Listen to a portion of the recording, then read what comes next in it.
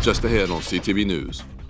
Women packed a ballroom in College Park. I'm Katara Jones. I'll tell you all about it coming up on CTV News. Plus, Congressman Glenn Ivey visits a local tech company. And this industry right here is one we really want to make sure we keep it at home. It started here, it's grown here, but let's maximize it here as well. And football is back. Simon Buggs brings us our Friday sports page. Those stories and more on CTV News, starting now.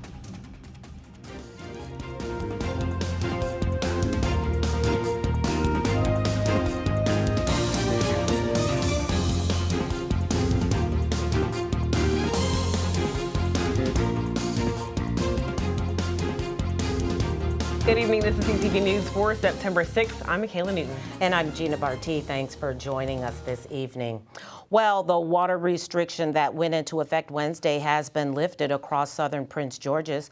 WSSC Water put the request in place while they replaced a failing section of a water pipe main late Wednesday.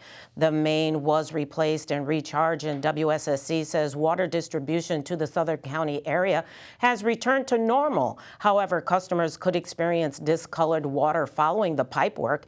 If your household sees discolored water, WSSC says run all cold water taps at the same time for about 5 minutes until the water runs clear.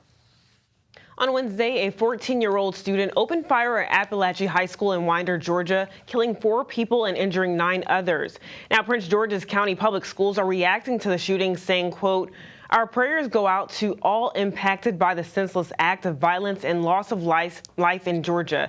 We know concerns about school safety are heightened in districts across the nation, including our own.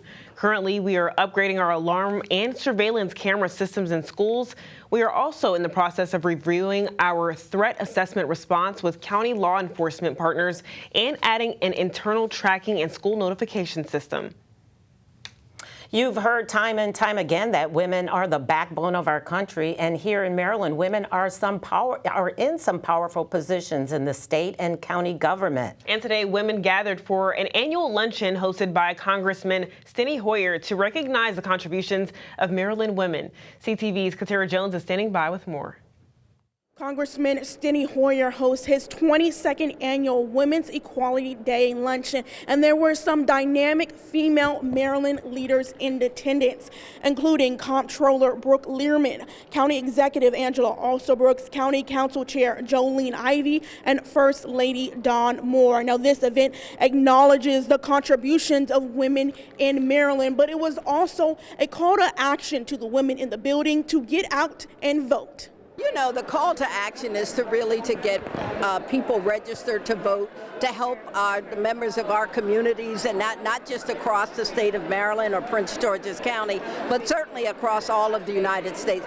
Understand what the issues are, what's at stake in this election, and what we want as a country moving forward in terms of inclusion of all the people to ensure that democracy reigns supreme. We know that we all do better when women do better. You know, women are the backbone of their communities, and you know, I think my dad and my brothers would be the first to say, like, we've got to make sure that we're continuing along the path towards equality for women in all atmospheres, whether it's in the boardroom or the kitchen table, just making sure that women can realize their full potential, because that means that Maryland will do better overall. And just over a century after Bessie Moses, our state's landscape for women looks far different than it did then. And thanks to all of the work of the leadership of so many, including our very own Governor Moore, as well as Speaker Adrian Jones, reproductive rights are protected by state law in Maryland. And don't you know that we have an opportunity to have the right to choose in our state constitution coming up in this election? It's going to be really important. It's important to note that Congressman Steny Hoyer was not in attendance at this event because he had a death in the family. In College Park, Katara Jones, CTV News.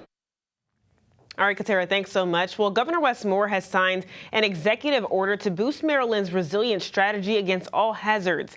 And the order outlines the roles of the Maryland Office of Resilience, or MOR, and clarifies the responsibilities of state departments, agencies, and universities in supporting it. Now, it also sets up MOR as the key coordinator for statewide resilience efforts and investments. Meantime, Congressman Glenn Ivey stopped by Prince George's County today to make his second visit at a high-tech company. Ivey toured the state-of-the-art facility Ionic, located in College Park.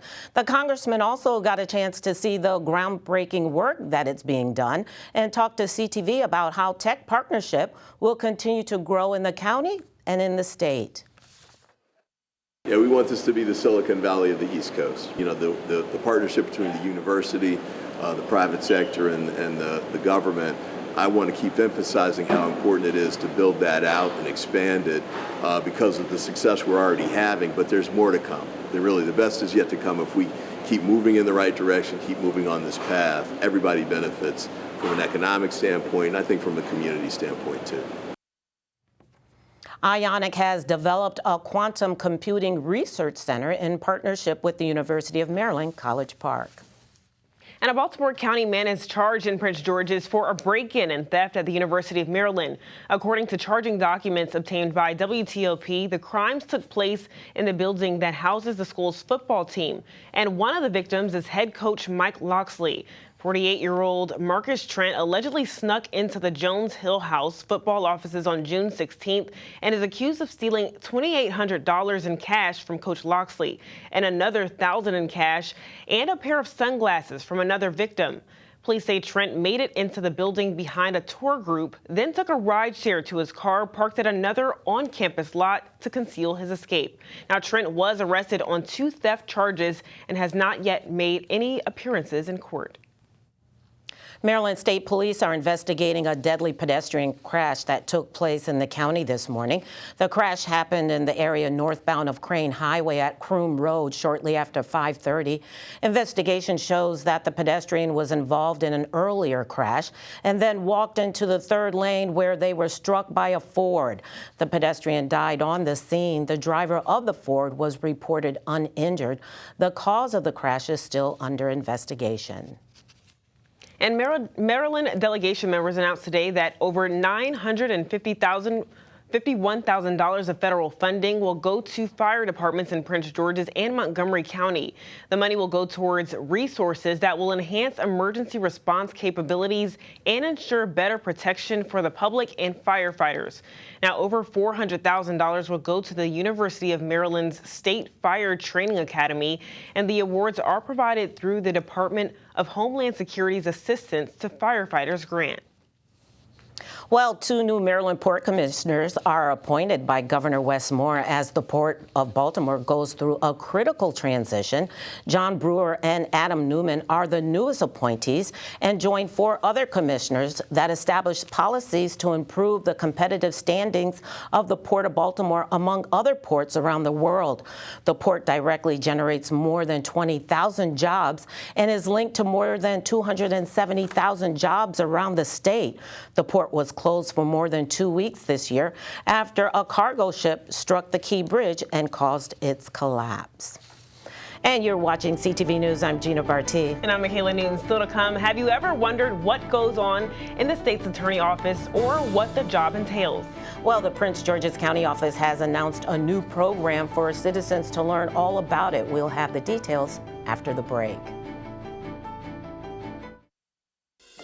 We are the nation's largest integrated healthcare system, providing life-changing care to over 9 million veterans.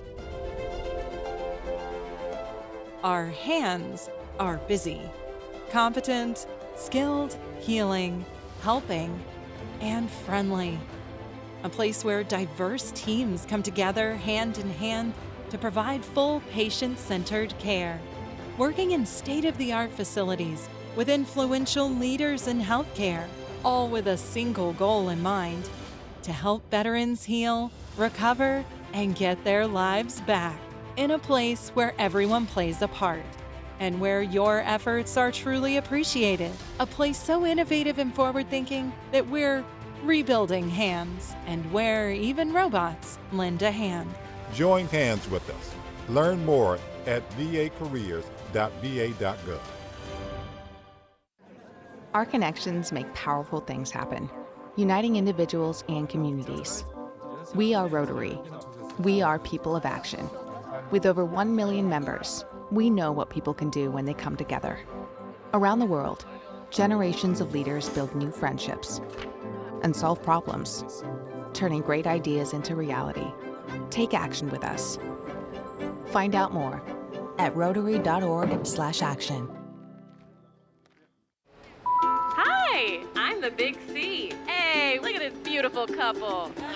I knew as soon as I said that, I was like, don't say it, don't assume. Did you know more than 2 people die from skin cancer every hour? Oh man. It's a bummer, but the good news is skin cancer is a cancer you can see, so you can go get checked. You can check each other regularly, make it romantic. Turns out I'm a matchmaking mirror. You're welcome. Love might be in the air.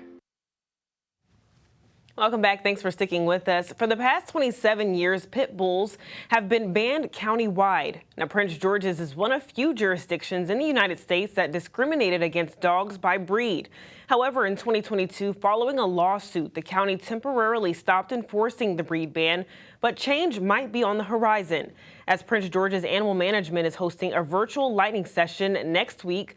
And the session, which is set for September 12th, is called People, Pets, and Policy: How We Serve Prince George's County. Residents will learn about facility operations, adoption programs, and county codes, and rules for pet ownership. Now, to register for this event, make sure you visit the website right there on your screen. And if you ride the Metro bus frequently, some D.C. and Maryland routes times will change starting Sunday. 6 Metro routes will have different departure times to improve on-time performance. Now, the affected routes are as follows: F6 New Carrollton Fort Totten, F8 Langley Park Cheverly, G14 Greenbelt Good Look Road, R2 Riggs Road, and R12 Kenilworth Avenue, and T14 Rhode Island Avenue to New Carrollton. But for more information, make sure that customers can visit Metro bus timetables online or use Metro's Trip Planner app to see how the time differences for each of the 6 affected stops. The Prince George's State's Attorney's Office is starting the Citizens Academy. The program is to educate the community about the justice system. The academy is designed to give a first-hand experience of the inner workings of the state's attorney's office, so anyone can gain a deeper understanding of the role the office plays in upholding justice in the community. Discussions and lessons will include case prosecution, victim services, public safety initiatives, and networking and partnership. Justice system is not a secretive process. This is a very public system. In fact, when we go before the court, we represent the state, right? And I'm the state's attorney, and I'm a constitutional officer. And it is really important that our citizens and our residents understand this process. At some point in their lifetime, they may interact with the process, whether they are, a victim, a witness, or possibly a defendant in a criminal case. They should know what to expect. An information session for the program will be held on September 9th. To enroll, visit the state's attorney's website and go to the Community Affairs tab. Well, the Montgomery County Education Association, which represents 14,000 educators, is speaking out against Question A. Now, if passed, this measure would cut the county executive's term limits from 3 terms to 2. And while the ballot initiative process is a key part of democracy, the association questions the motives behind this specific initiative. And they argue it's less about policy and more about targeting political opponents. According to them, this effort seems more like a way to challenge an incumbent who will still be up for re-election in 2026. The Maryland Supreme Court rules that Montgomery County can sell a historic black cemetery in Bethesda.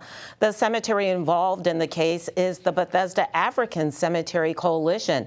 The court, which ruled 5-2, says that Montgomery County's Housing Commission can sell land containing the cemetery without first receiving a court's approval. The coalition has been working to block the sale of the cemetery that allegedly has about 200 graves.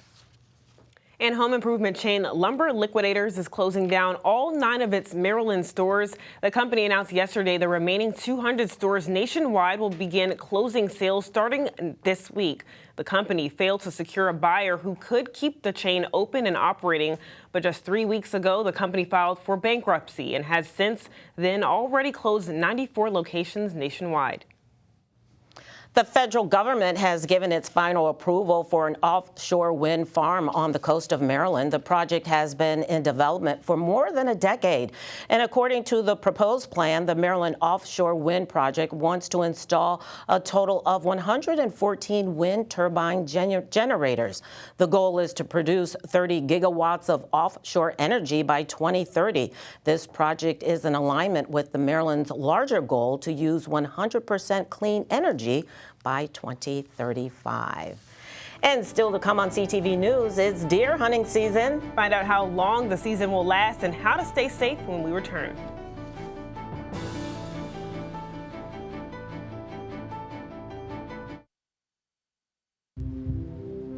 Why is just a starting line, for the true self blooms only when we find our purpose. What makes us tick? Below the surface. My why is diversity and unity, a safe space in my community. Living with sincerity, giving every day my everything.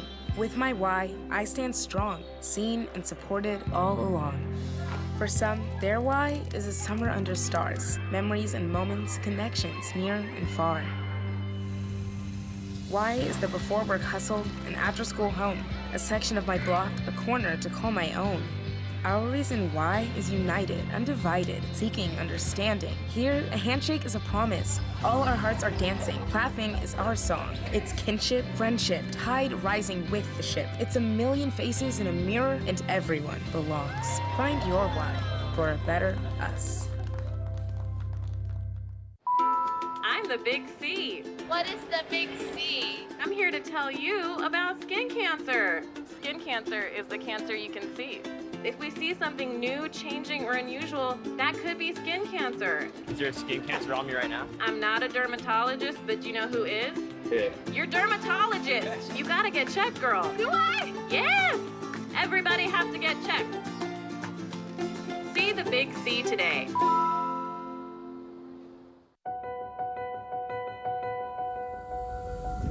As we work to get through these times together, you may not be thinking about blood donation, but blood is needed to save the lives of people who are sick with a range of illnesses. It's easy and safe to give. If you are in good health, please donate. We need heroes now. Visit redcrossblood.org to schedule an appointment.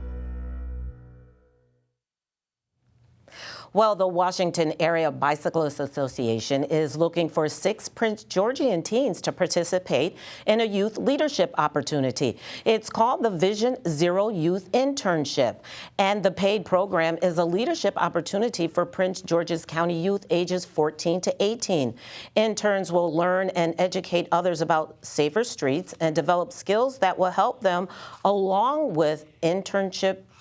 after the internship ends, like graphic design, public speaking, and community outreach. To apply for one of the 6 positions and learn more about the internship, visit waba.org/youth ambassador. And the Prince George's County Department of Parks and Recreation is kicking off the 2024-2025 season at Public Playhouse. They're offering affordable, high-quality performances for audiences in Prince George's County and the greater D.C. area. Now, the 2024-2025 season begins this month and runs through 2025, and tickets are now on sale. Well, the deer hunting season in Maryland is back. Today is the beginning of archery season for white-tailed and Sika deer. During the season, which lasts until January 31st, bow hunters will be permitted to bag no more than 1 buck, though bag limits for antlerless deer vary in different regions. Officials with the Department of Natural Resources says that safety is paramount when hunting. I always tell all hunters to make sure that they let somebody else know where they're going to hunt, approximately when they plan to get into the woods, get out of the woods. And, with technology the way it is, maybe drop a pin where you're hunting or drop somewhere on the map. So that's in terms of your safety. If something were to happen and you didn't show up at home on time, that someone would be looking for you and know where to look for you. So that's kind of the first step. Second step is obviously we have hunter orange regulations. So in the archery season, hunters aren't required to wear blaze orange or this fluorescent orange or pink. Those are both available colors now. They're not required in archery season, but there's no reason why an individual doesn't need to wear it. Now, hunters who kill a deer and donate the venison to Maryland's food banks could be eligible to receive a state tax credit. And the Maryland Department of Natural Resources, Transportation and Agriculture, along with the Chesapeake Bay Trust, are now accepting applications for the Keep Maryland Beautiful grants. Now, there's $327,000 up for grabs this year. These grants support environmental education, community projects, and natural resource protection across the state. Now, you can apply from today until November 15th, and awards will be announced in March 2025. Well, we have some good news, parents. Youth e-cigarette use has dropped to the lowest levels in a decade. According to the FDA, 500,000 fewer U.S. youth reported to using e-cigarettes compared to 2023. The research conducted by the National Youth Tobacco Survey also found that over 87% of youth e-cigarette users specifically use flavored products like candy or mint. As students head back to school, it's important for parents and educators to remind teens on the dangers of tobacco use. Well, if you have a bun in the oven, you might want to spend some extra time thinking about what you'll call that little bundle of joy. And according to a study done by babycenter.com, nearly 1 in 10 moms regret the name they chose for their babies. Name regret typically sets in within a year of giving birth to the child. Some parents have even opted into using nicknames and middle names as alternatives. Now, 10% of moms also say that their child's name just doesn't fit their personality. Oh, yeah.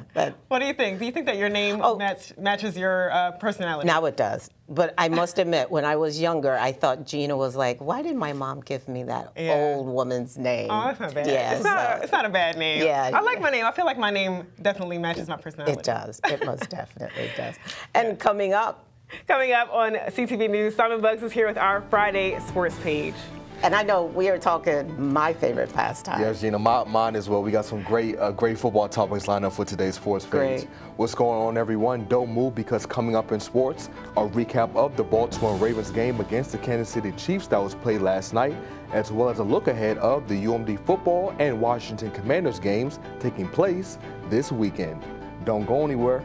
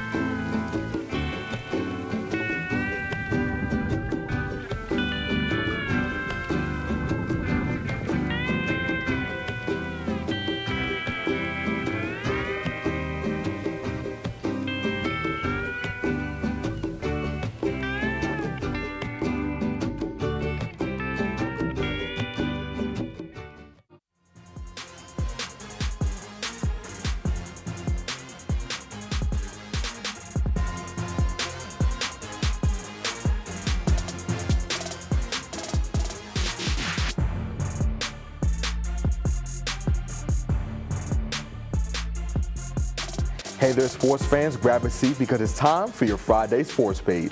We begin with some NFL news as the Baltimore Ravens took the field last night in their regular season opener versus the Kansas City Chiefs. And the matchup lived up to the hype as the game came down to the final minutes. And the Chiefs came out on top in the end, 27-20, due to an overturned touchdown pass from quarterback Lamar Jackson to tight end Isaiah Likely. But despite the loss, Jackson is happy with how hard his teammates battled.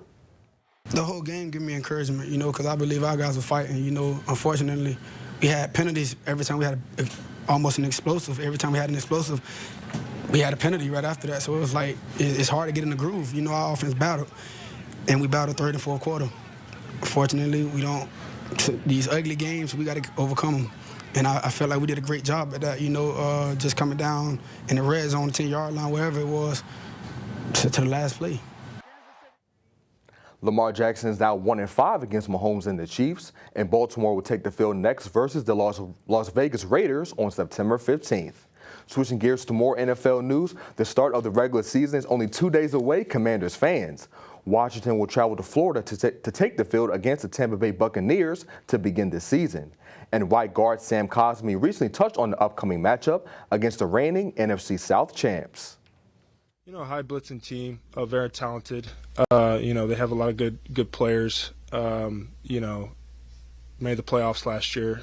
Did really good during that time. They're really, really overall really solid team. And so it's going to be a good matchup. We're expecting a fist fight. We're going to do everything we can to be the ones on top. Kickoff is at 4:25. Meanwhile, the UMD football team is also gearing up for a game this weekend. The Terps will be taking on Big Ten foe Michigan State tomorrow. This is the Terps' first conference opponent of the season, and defensive lineman Jordan Phillips spoke on the challenges the Spartans pose on offense heading into the matchup. Yeah, from an offensive standpoint, I think they do a lot of good things with the stretch, the outside zone. They also run inside zone, a little bit of gap scheme too. They pull both guards. They also run that counter. I think they do a lot of good things on tape up front. They're very competitive. They play with low pad level, and they play fundamentally sound, which tells me that they're coached really good. And I see a lot of good things from them on tape. Maryland and Michigan State will play at 3:30. Meanwhile, be sure to tune in tonight, tennis fans, as Maryland native Frances Tiafoe will be in action. Tiafoe will take the court against Taylor Fritz in the semifinal round of the U.S. Open. The matchup will be the first All-American U.S. men's semifinal since 2005. Tiafoe and Fritz will face off at 7 o'clock at Arthur Ashe Stadium. The winner of the matchup will go on to play in the U.S. Open final on Sunday. And wrapping up sports, the Washington Nationals fell to the Pittsburgh Pirates in the two-team series opener last night, 9-4. Washington will look to bounce back when they take the diamond against Pittsburgh again at 6:40. And the Baltimore Orioles will also be in action tonight. The Birds will face off against the Tampa Bay Rays at 7:05. And that is your Friday sports page. And so, we could just talk about this game last night forever and ever. Baltimore looked okay. They looked okay, Yeah. Gina. As we were talking about, a couple of my takeaways, you were talking about the 2 touchdown passes that Lamar left on the table. That's one of his knocks. He can't be inconsistent as a passer. He does have to clean that up. And the Ravens also have to shore up that offensive line, too. There were a couple of times where Lamar was running for his life, yes.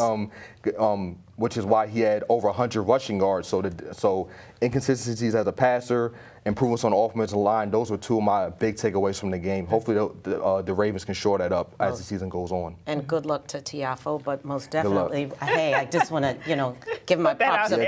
Good luck, Green Bay. Good luck, Green Bay tonight. Good luck. Against Philly. Oh, man, that's so funny. Should be a great game. It should be a great game. All right, before we go, let's get a look at our 3-day weather forecast. Tonight is going to be mostly cloudy. Tomorrow we're looking at a high of 78 and a low of 53, but we do have a 30% chance of rain. Sunday, it's going to be nice and sunny with a high of 73. Monday will also be sunny with a high of 79 and a low of 57. And for our community calendar tomorrow at noon, the County Animal Shelter is hosting a free pet parenting class.